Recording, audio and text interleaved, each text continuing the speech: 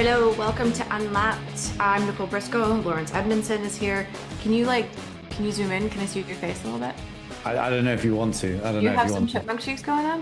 You Yeah, don't. a little bit. How you A little feeling? bit. For those, Not too bad. those who don't know, he had his wisdom teeth out. So we gotta make sure he's okay. Yeah. So I'm not, as you can tell, anybody watching on YouTube, I'm not in Baku. I'm still in London, and so I thought I'd take the opportunity to get some get some dental work done with a wisdom tooth, which at my age is quite unusual, but in this case, it was definitely better now than never. So yeah, one tooth down, but other than that, I'm feeling Wait, pretty just good. one?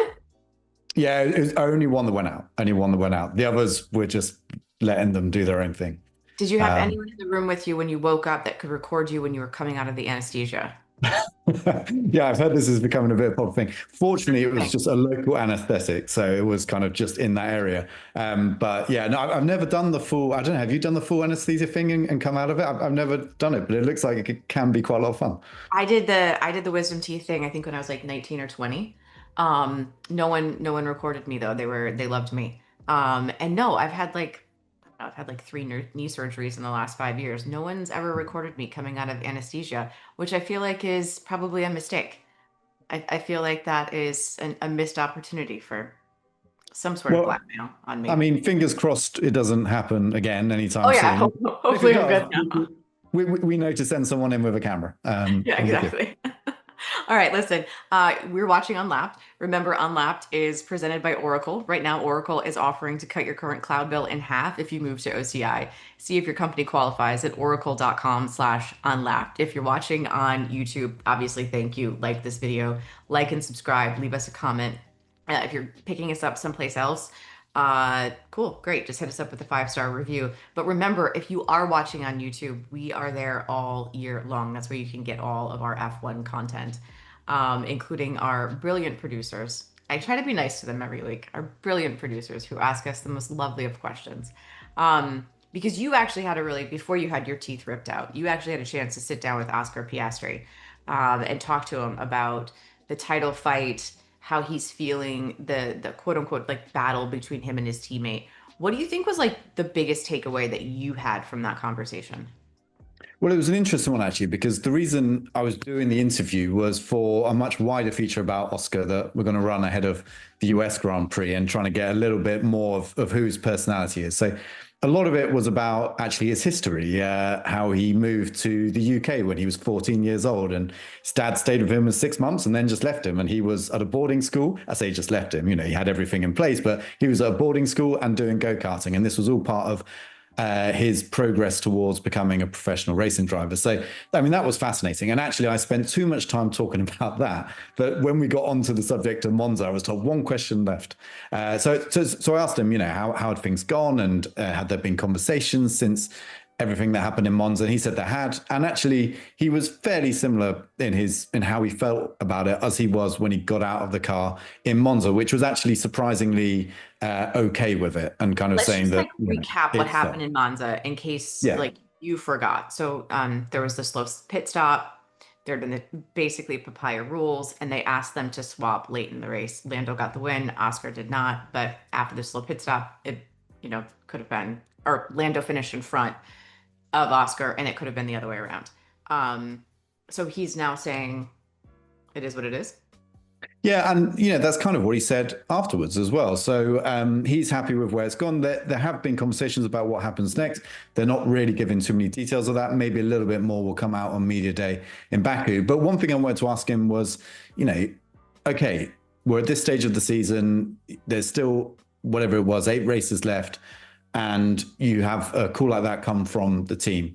Further down the line, are you prepared to be more ruthless about this? And his answer was kind of interesting. I thought kind of telling that he said, not at the cost of future success with McLaren. So kind of not completely ruling it out, but also saying that if it upsets the situation at McLaren, if it means the team turns against him, if he does something which he thinks isn't going to be accepted by the team in the long term, or is going to cause damage to his relationship with the team in the long term, then he wouldn't be ruthless in that sense. Of course, very easy to say on a Zoom call between races, with several races left and a 31-point lead in the championship. Could be very different if we're in Abu Dhabi and it comes down to a decision in the final race. But I think, Oscar at the moment is still playing the long game, knows there's a long way to go, but he also knows he's in a good position. So it was very much, saying the right things, playing it all down, keeping cool. He doesn't want this to be a bigger thing than it has to be, I don't think, because the one thing about Oscar, and there's something else I learned from the interview, is that he is able to just cut out all the noise, all the nonsense going around, and just focus on what matters on the track. And I think ultimately that's what's going to win in the championship above whether he obeys an order or not down the line. I honestly think that that is not a surprise based on every conversation you've ever had with him, based on every interview I've done with him, based on every interview I've ever seen with him. If you were to say, give me a driver who, besides Max, give me a driver who has the ability to just block out all the noise, there is nothing about the way that Oscar presents himself that doesn't make me think that that's him. However, the maturity with the concept of if I'm going to do something, I know down the line the team needs me and I need the team. So I can't do anything that's going to put my relationship with the team at risk. I do think that that is incredibly mature because you think about it from the perspective of this was a 14-year-old kid who's dropped off in England and at the age of 14 was set up to do something that most people dream of doing. And at the age of 14, he had to start wrapping his head around that and having the maturity back then to make the right decisions to put himself in a position where this was even an opportunity. So now here he is at a young age, after living that life, after making all those decisions, and the essential, like the carrot's right there. It's just right there in front of him, and all he has to do is now go out and grab it. So the maturity to handle that situation in the way that he is, I think it speaks a lot about him as a person, because I think it would be so easy to almost feel panicked, to almost feel like you've got to go out and do something stupid because your whole life has been set up for this moment to win that world championship. And he doesn't. He just seems calm, cool, and collected. I mean, even on the radio in Monza, and obviously when you're watching the broadcast, you don't hear the entirety of the radio message back and forth. But you really did get the impression he made his case about we had said in conversation that a slow pit stop was just racing, but okay. He made his piece, he said it, and then he just did it. So I just continue to be impressed by the way he goes about life, the way he goes about putting his case out there, and the way he goes about race weekends. He seems unflappable, and that is a rare quality, I think, across the board in most people. Yeah, and it shouldn't be confused with having no emotions at all about these things. He Right. says he does, and then this is also something I talked to his boss, team principal at McLaren, Andreas Seller, about, is that he just knows how to control those emotions. He just knows that for the benefit of his whole career and for this championship, it's better to pick the important bits, use it as motivation when necessary, but also just control what comes out. And that seems like a trait of the really great drivers, that obviously every now and again we hear a radio outburst from Max, or, even we've heard them from Lewis along the line as well. But just the coolness and the calmness and the ability to control the emotion or use the emotion in the right way. And then also have this ability, and this is something else Stella talked about, to be fast enough that you can start to compute everything else at the same time, so that when these things do get thrown at you, like you've got to give your position back to your teammate, it's not a complete shock and you're in the middle of a corner and you're struggling to figure out, what you're going to do at the end of the lap. It's just this computing power that's always there, always in reserve. And that's because he's just so capable behind the wheel that he has this excess computing power to be able to make the right decisions in those situations. And that's something that really does stand out among the top drivers. But I think Oscar just has so early in his career, for one, and it just seems like so natural to him. It's not something that he seems to have had to work on. It's just something that comes naturally to him. It's just who he is. And I think that's such a strong trait in any championship battle. And going into this year, we weren't sure exactly how Oscar would react to a Hmm. championship on the line. And the same with Lando, because we only saw Lando, get semi close to a possibility last year. It was never really down to the last race.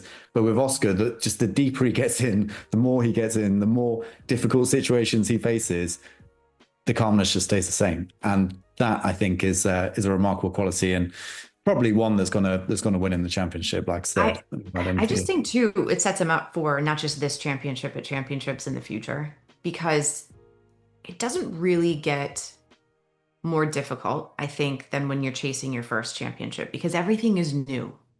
Yeah. You've never experienced any of this before. You don't know what it's like until you're in that situation. And there might be different situations down the line where maybe he's not competing against his teammate for a championship. Maybe it's, somebody else. But all of the things that he's in right now are brand new situations, brand new scenarios to work through, brand new, like even the fact that he's winning the way that he is, and then he'll win, and then maybe he doesn't have a great weekend. All of that is just like the fluctuations and figuring out how to deal with it. All of this sets him up too for future success.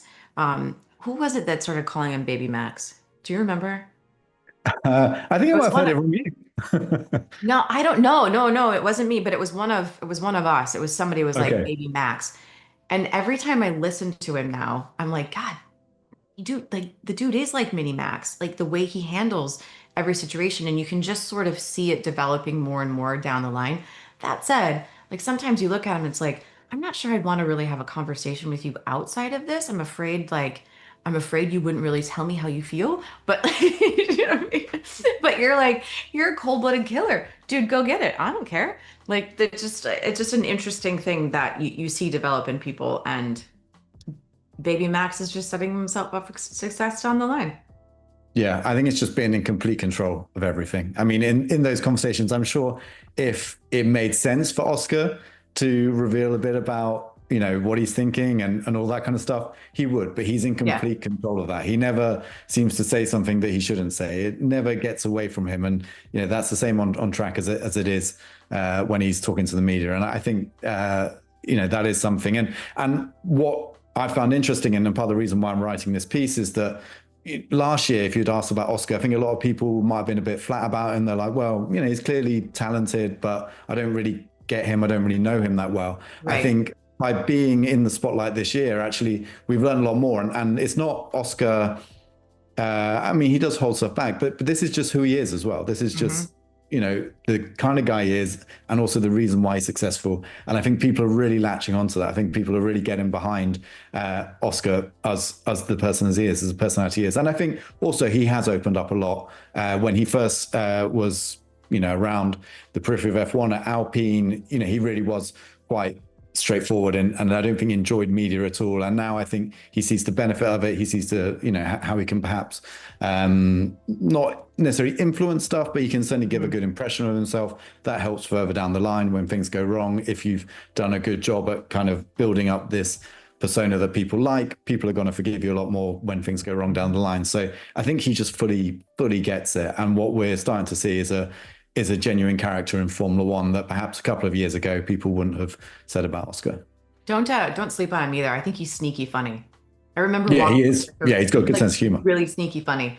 You know what? It's not even sneaky. Like there are times when he's sneaky funny, but then he's just like funny. Because I remember walking away from a conversation that I had with him in Miami and having genuinely laughed out loud at a number of things that he said. And he's not like that's just part of like his personality. And I think sometimes you don't get a chance to see that unless you've got an extended period of time with him. But I wonder if he becomes more comfortable down the line, if that starts to come out at various points as well.